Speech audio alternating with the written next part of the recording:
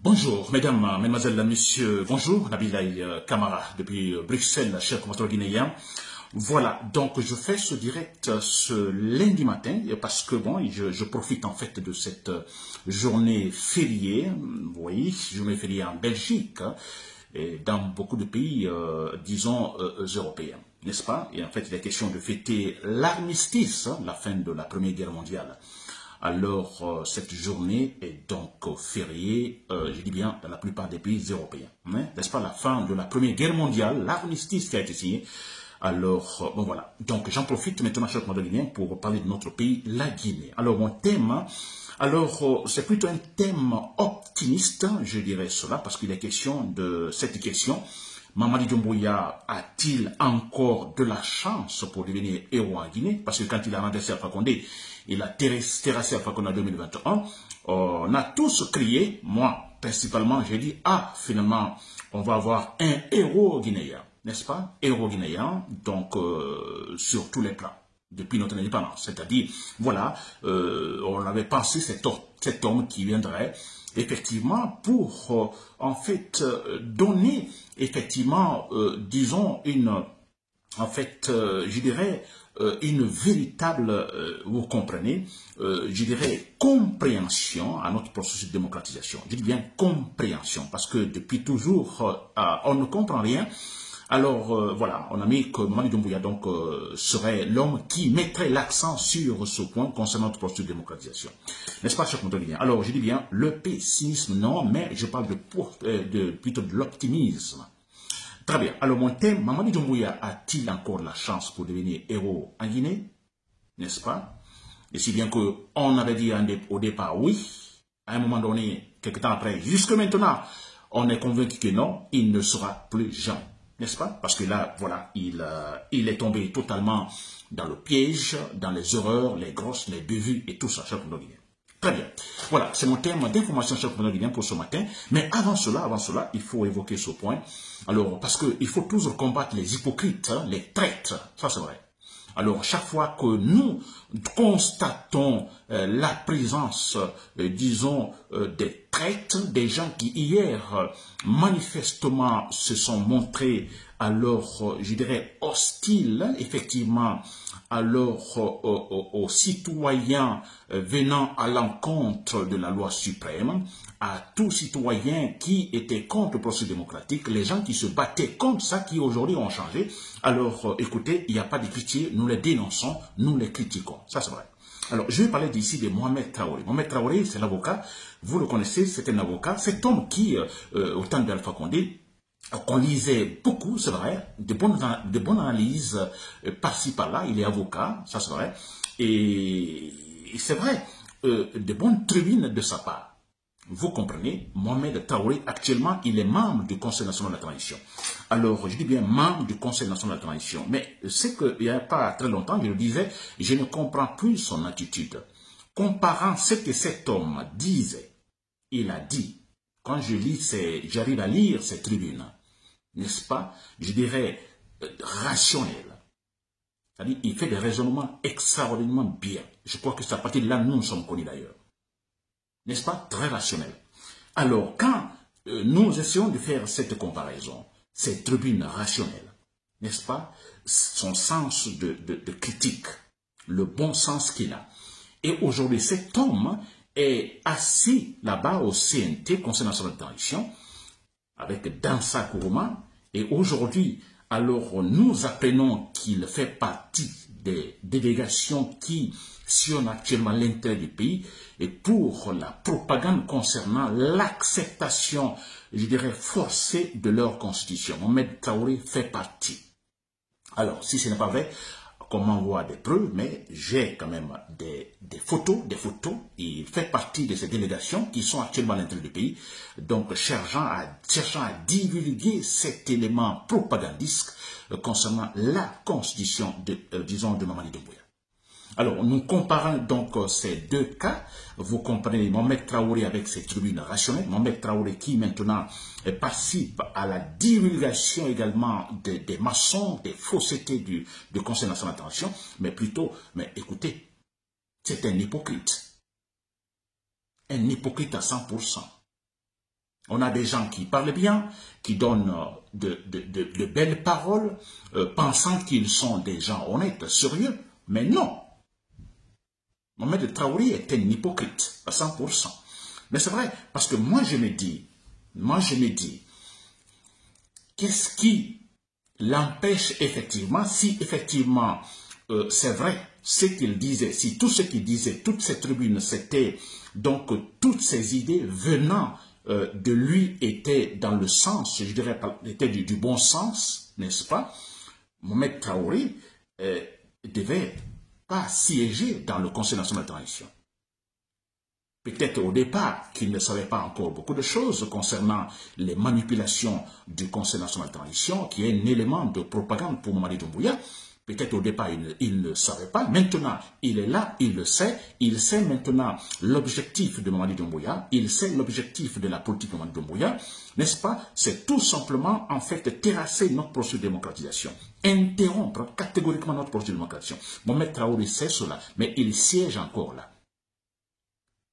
N'est-ce pas? Il siège, il participe maintenant activement, disons, à la propagande. Ça, c'est clair. Alors qu'on dise que non, comme l'autre fois, je l'avais critiqué, certains m'ont dit, mais Nabilaï Kamara, c'est une autre manière, effectivement, disons, de combattre le dictateur, de combattre le pouvoir de Mamadi Doumbouya, c'est-à-dire être dedans, essayer de les comprendre, essayer de gagner leur confiance, et ensuite, bon, il ne sait pas exploser. Mais ce n'est pas vrai. Il participe maintenant activement à la propagation, effectivement, des mensonges du pouvoir de la transition. C'est un hypocrite. C'est inacceptable. C'est honteux. Mohamed Traoré, si vous m'écoutez, sûrement vous allez écouter donc ce message qu'il vous envoie, vous êtes hypocrite. Si vous ne l'êtes pas, alors démontrez par A plus B en démissionnant. Parce que si vous restez là, écoutez, moi je ne vois aucune différence entre vous et Dacia Kourouma, entre vous et tous ceux qui actuellement participent, disons, à cette campagne de propagande pour Mamadi Doumbouya. Ça c'est clair. Très bien, chers Guinéens. C'était entre parenthèses Mohamed Traoré, cet avocat que nous connaissons, qui est membre du Conseil national de transition, cet homme que nous avons connu à travers ces bonnes tribunes arrachées, qui est tout simplement un hypocrite. Très bien. Alors, pour le thème proprement dit aujourd'hui, chers Guinéens, alors je dis bien, Mamadi Doumbouya a-t-il encore de la chance pour être héros? Oui, il faut poser la question.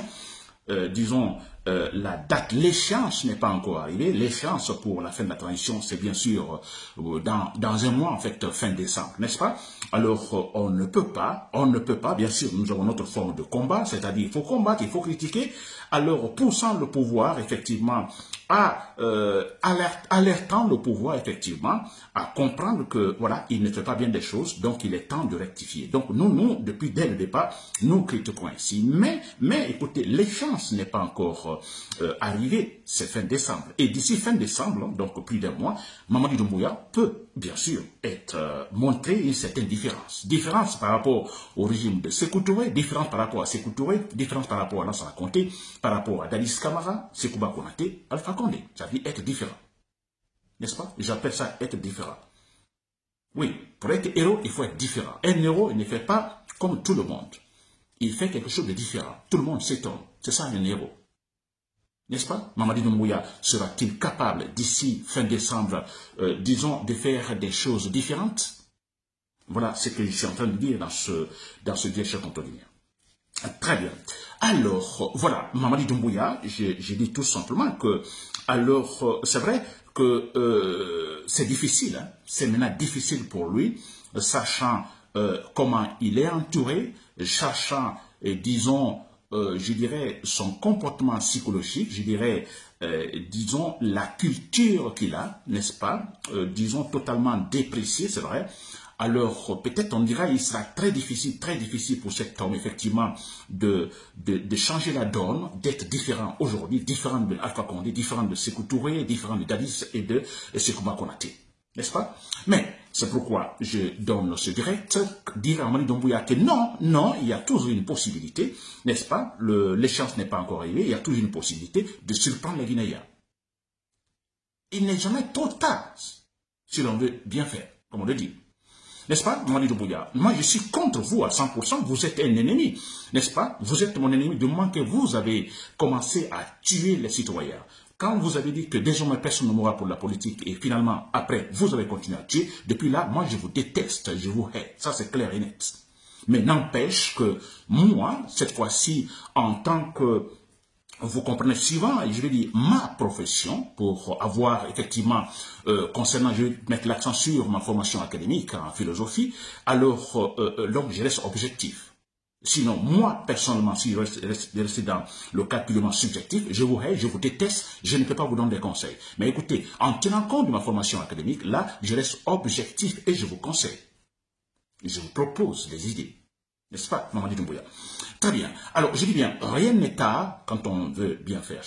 Alors, c'est simple. Mamadi Doumbouya, écoutez, il y a actuellement la campagne qui est en cours pour sa candidature. On tente, on le pousse. Vous comprenez, effectivement, avec des argumentations qui ne tiennent pas, des irrationalités qui ne tiennent pas, pour que Mamadi Doumbouya, effectivement, soit candidat. N'est-ce pas? Alors, tout le monde dit, on s'attend que lui-même, qu'il fasse une déclaration en disant « je serai candidat » ou « il ne sera pas candidat ». Il ne le fera pas. Il ne le fera pas.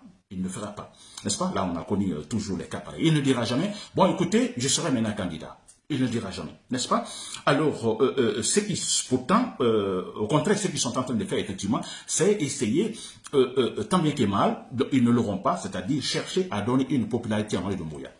Il ne peut pas être populaire. Ça, c'est clair, tenant compte des actes sur le terrain, depuis qu'il est arrivé au pouvoir. Ça, c'est fini. Maintenant, ils vont se battre parce que c'est l'État. L'État est puissant, l'État avec tous ses appareils, l'État avec l'argent qu'il a, dans la Banque nationale, vous comprenez, tout cet argent pour essayer d'acheter des consciences, n'est-ce pas? Même pas pour acheter effectivement les consciences, mais tromper l'apparence en disant, bon, écoutez, parce qu'ils ont la force physique, hein, il y a les armes, il y a les militaires et tout ça, alors dit finalement, écoutez, ils ont aussi le canal de communication, la RTG, alors facilement, ils ont l'accès également aux chaînes internationales, alors donc facilement écoutés par les chaînes internationales. Vous comprenez? Donc ils peuvent tout simplement dire, bon, écoutez, vous voyez, en Guinée, tout le monde est d'accord que, bon, je peux effectivement être candidat. N'est-ce pas? Apparemment. C'est cela. Alors, mais moi, je dis à Mamadi Doumbouya, avec ça, en vous comportant ainsi, vous ne serez jamais héros en Guinée. N'est-ce pas? Vous ne serez jamais héros, c'est-à-dire que vous serez toujours, vous aussi, sur la liste noire de tous ces présidents qui ont manqué de respect à la Guinée, de Sékou Touré à Alpha Condé. N'est-ce pas? Si vous ne cherchez pas à être différent, sur cette liste noire, tous ces présidents, qui n'ont pas réussi, effectivement, le seul point importantissime, disons, je dirais, du comportement, c'est-à-dire respecter leur engagement. Quand un président ne respecte pas sa parole, ne respecte pas son engagement, viole la loi, lui qui doit être le premier, donc, disons, la première personnalité à donner l'exemple en respectant scrupuleusement la loi, parce que d'ailleurs, avant de prendre fonction, il y a cette séance, vous comprenez, où il est question de prêter serment, où le président met sa main sur le Coran, la Bible, et jure de respecter scrupuleusement la loi. Ils sont les premiers à violer cela. N'est-ce pas? Ils sont tous sur la liste noire. Si la Guinée ne va pas, ce sont eux. N'est-ce pas? Et nous, depuis lors, nous crions, nous nous battons pour que nous puissions avoir un président différent. Un président différent. Quand Dadis est arrivé, j'ai dit, oh, finalement, peut-être que ce sera lui le président différent, malheureusement. N'est-ce pas? Et Alpha Condé, non, on n'a pas été surpris, Alpha Condé, alors il n'a jamais été. Mamadi Doumbouya, on s'est dit, bon, écoutez, peut-être qu'il sera le président différent. Mais depuis quelques temps, depuis quelques années déjà, non, le pessimisme plane là-dessus, non, il ne sera pas. Mais s'il vous plaît, Mamadi Doumbouya, vous êtes le président de la transition. Et nous savons tous, si je prends en fait la structure politique guinéenne que nous, en fait, exerçons depuis notre indépendance, c'est-à-dire un peu sur l'exemple de la France, n'est-ce pas? Alors, le président de la République, cette institution, elle est forte. L'institution, disons, le pouvoir exécutif très fort, alors souvent considéré comme d'ailleurs le président comme le demi-dieu. Alors, Mamadi Doumbouya, vous pouvez, tout simplement, vous ne pouvez pas nous dire, bon, écoutez, alors je ne peux pas prendre une décision, on m'empêche. Non. N'est-ce pas? C'est vous qui pouvez empêcher. Personne ne peut vous empêcher, donc, de prendre des décisions. À moins que vous laissez faire. N'est-ce pas? Sinon, si vous tapez le poing sur la table, tout le monde obéit. Tout ce que vous direz sera respecté. N'est-ce pas? Alors, je parlais de pouvoir exécutif, n'est-ce pas? ou le présidentialisme, hein. Donc vous avez beaucoup de pouvoir, c'est vous qui nommez par décret, par-ci là, par-là, vous décidez tel, voilà, ça sera vite réalisé, etc., etc. C'est vous, Mamadi Doumbouya, n'est-ce pas? Et alors on a, maintenant même, on entend, il y a pas mal de propagande qui se passe, il y a telle réalisation par-ci, par-là, on dit que c'est grâce à Mamadi Doumbouya, telle autre par-là, oh, c'est grâce à Mamadi Doumbouya. Vous voyez, Mamadi Doumbouya, tout dépend donc de vous. N'est-ce pas? Alors, vous tapez sur le poing sur la table, vous vous dites, bon, écoutez, c'est fini la récréation. Vous verrez, Mamadi Doumbouya. N'est-ce pas? Moi, je suis en train de vous donner une autre chance, franchement, d'en profiter, en fait. Parce qu'être sur une liste noire, vous comprenez, étant vivant, c'est que Touré était sur la liste noire, mais voilà, il est mort, n'est-ce pas? Donc, voilà, tranquillement, là, on s'en a compté, c'est après sa mort. Mais regardez, les présidents qui sont vivants, Danis Camara, sur la liste noire, vivant, où est-il? N'est-ce pas? Dans une situation compliquée. Alpha Condé, un ancien président sur la liste noire, où est-il dans une situation compliquée? Il ne peut même pas rentrer en Guinée. Voulez-vous être sur la liste noire étant vivant? Si jamais vous êtes vivant, mais écoutez, un ancien président qui vit donc dans la misère, hors de son pays, c'est ça votre intention? Donc quelque part, je pense que non, vous avez l'intention de vivre en Guinée. Alors pour cela, cherchez à être différent, à être héros en Guinée. N'est-ce pas? Déjouer les pronostics, essayez de surprendre tous ceux qui vous entourent. C'est vous, donc, le président de la transition. N'est-ce pas? Dites que, bon voilà, il y a eu cela, il y a eu cet engagement, vous respectez cet engagement, Mamadi Doumbouya. Respectez vos engagements. Vous voulez être différent, alors vous respectez. Aucun président n'a été différent ainsi, et vous faites-le en respectant également vos engagements. Parce que depuis, ce sont vos à côté qui chantent par-ci, par-là, que vous pouvez être candidat. Que nous contrecarrons actuellement. Mais vous n'avez rien dit encore. N'est-ce pas? Vous n'avez encore rien dit. Donc c'est bien pour vous dans ce cas. Alors si vous dites quelque chose, alors dites carrément que non, nous respectons l'engagement. Je respecte mon engagement. Je suis militaire, comme ça a été dit. Un militaire, il respecte sa parole. Faites-le, Mamadi Doumbouya, vous vous sauvez. Et c'est pas fini. Parce que ce n'est pas fini. Vous voulez être président. Vous voulez diriger la Guinée. Mais je pense que votre position serait encore bien. D'ailleurs, tout récemment, vous avez reçu donc le plus grand grade de la Guinée, général d'armée, je ne sais pas quoi. C'est important, je vais dire pourquoi c'est important, Mamadi Doumbouya. Alors, je dis bien, ce n'est pas fini. Vous acceptez de ne pas vous présenter, c'est-à-dire ne pas vous présenter, faire comme vous l'avez planifié au départ, organiser le terrain, même si on doit dépasser cette année, mais dépasser cette année, moyennant en fait également un autre engagement. Cette fois-ci, très pratique. Discours public, que vous ne serez pas candidat, que vous aviez dit que vous respectez cela, vous êtes fini pour la refondation, vous le dites très publiquement. C'est très important. Donc, l'histoire dit tout simplement de travailler le terrain. Là, vous touchez ce qu'on appelle ici la refondation. N'est-ce pas? Parce que la refondation, ce sont des institutions. Quand je parle d'institutions, mais il y a aussi donc le pouvoir exécutif là. Alors, on a le pouvoir exécutif qui donne l'exemple, qui dit, bon, écoutez, je respecte ma parole, je respecte effectivement mes engagements. Il y a là élément de refondation. Vous commencez en ce moment.